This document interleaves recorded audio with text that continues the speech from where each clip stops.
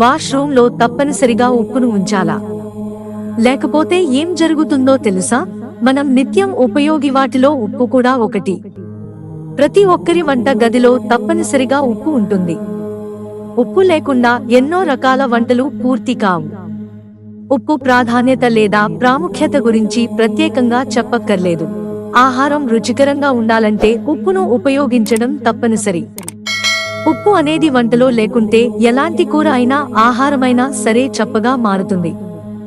ఉప్పుకు ఉన్న ప్రాధాన్యత ఒక్క ఆహారంలోనే కాదు, వాస్తు పరంగా కూడా ఉప్పుకు అధిక ప్రాధాన్యత ఉందనే విషయం తెలుసుకోవాలి. వాస్తు ప్రకారం ఉప్పును ఉపయోగించడం వల్ల ఇంట్లో ఉన్న ప్రతికూల శక్తులను పారద్రోలవచ్చు. వాస్తు దోషాలను తొలగించడంలో ఉప్పు ప్రధాన పాత్ర పోషిస్తుందని వాస్తు శాస్త్ర నిపుణులు చెబుతున్నారు. అయితే భార్యాభర్తల మధ్య గొడవలు సర్వసాధారణం. చిన్న చిన్న విషయాలకే గొడవ పడిపోతుంటారు, వాగ్వాదంకు దిగుతారు. కొన్నిసార్లు ఈ గొడవలు విభేదాలకు దారి తీసి కాపురంలో చిచ్చు కూడా ఏర్పడే అవకాశం ఉంది. ఈ గొడవలు మరింత ముదిరితే విడాకులకే దారి తీసే ఛాన్స్ ఉంది. ఇలాంటి గొడవలు లేకుండా సంసారం సాఫీగా సాగడంలో ఉప్పు సహాయం చేస్తుంది. గళ్ళ ఉప్పును పడకగదిలో ఒక మూలకు ఉంచాలని చెబుతున్నారు.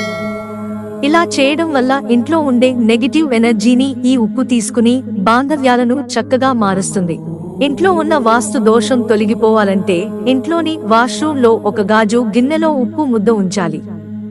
ఇలా చేయడం వల్ల ఇంట్లో నెగిటివ్ ఎనర్జీ పోతుంది, వాస్తు దోషాలు సరవుతాయి. అయితే వాష్రూమ్లో ఉంచిన ఉప్పును 15 రోజుల తర్వాత మార్చుకునేలా ప్రత్యేక శ్రద్ధ తీసుకోవాలి.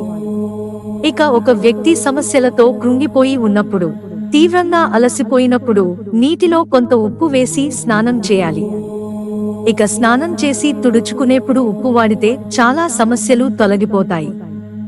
శారీరక, మానసిక, ఆర్థిక సమస్యలు తొలగిపోవాలంటే తుడుచుకునేందుకు ఉప్పు వినియోగించాలి.